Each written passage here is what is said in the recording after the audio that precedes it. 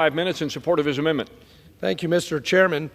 I support the underlying legislation to increase domestic energy production to replenish the strategic petroleum reserve that has been recklessly and dangerously drawn down by the Biden administration in a cynically political move to try to lower energy prices before an election.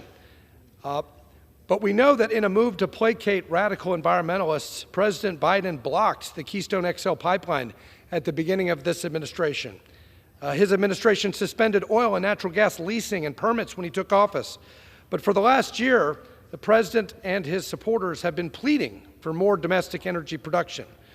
Well, the president can't have it both ways. In just over 2 years, the president has depleted the crude oil and the strategic petroleum reserve by 40%.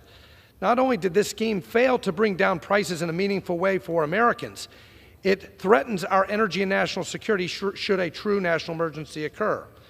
This is not just negligence from the administration. The administration is waging an active war against the oil and gas sector. Now, we all know about the war against leases. We know about the war against energy infrastructure like Keystone.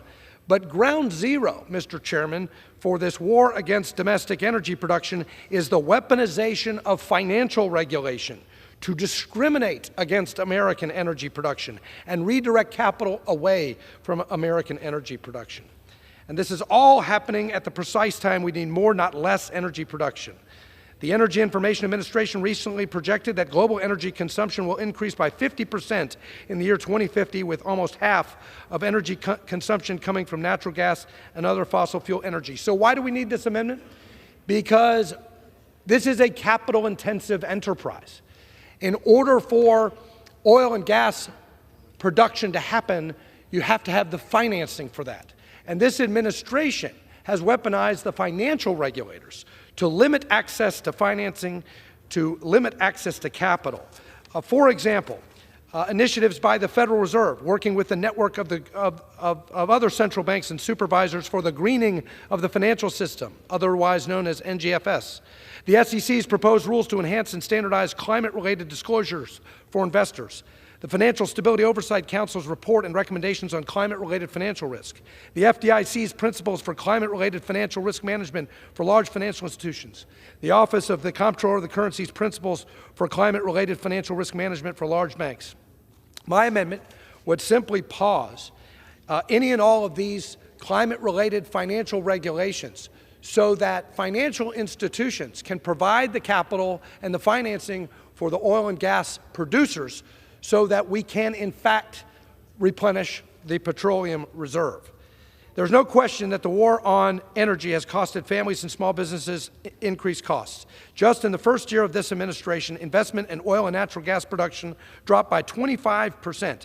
It is time we unleash American energy to lower costs over the long run. And that means we need access to capital, access to financing for American energy.